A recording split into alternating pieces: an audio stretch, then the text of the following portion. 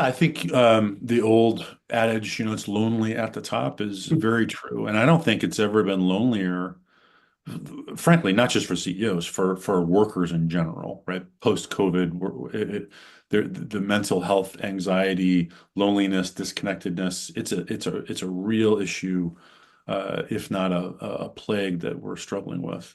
And through that, the CEO has the biggest role to help set the tone for a healthy organization and have a healthy team. And yet they often don't have someone to go to internally into the organization. And so the loneliness aspect, that this isn't very fun, the pressure, especially if you have a board or investors that are also looking at you, you're that in the middle of the investment and the asset and what the expectations are for that return, and then the actual team of managers and people and systems to deliver.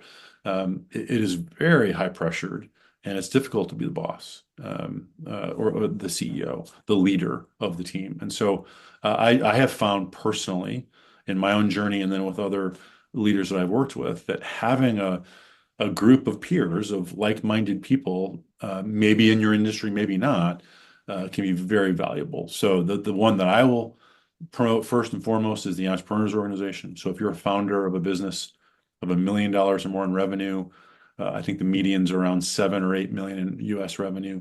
That's the requirement to get in. You've got to fit the core values of the organization, and you've got to have that technical qualification of building a business. So all of a sudden, you're surrounded by dozens, hundreds, thousands globally of other entrepreneurs that have built a business to a certain level, that have lived some of the things you've lived and are experiencing the things you're experiencing. It's a fantastic place to learn, develop, share resources, share experiences, commiserate.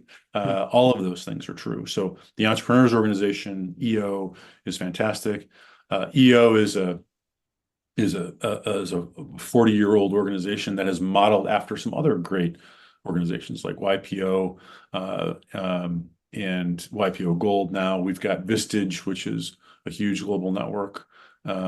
I'd consider all of these, and there are many others, but I'd consider all of these sort of roundtable groups, meaning you're sitting at tables with peers, sharing your experiences, your challenges, your opportunities, celebrating together, and working through the tough parts of the job together. So I think having a community of other leaders is extremely valuable, helps you get perspective on your own work as a leader, the work with your team, and the work with your business.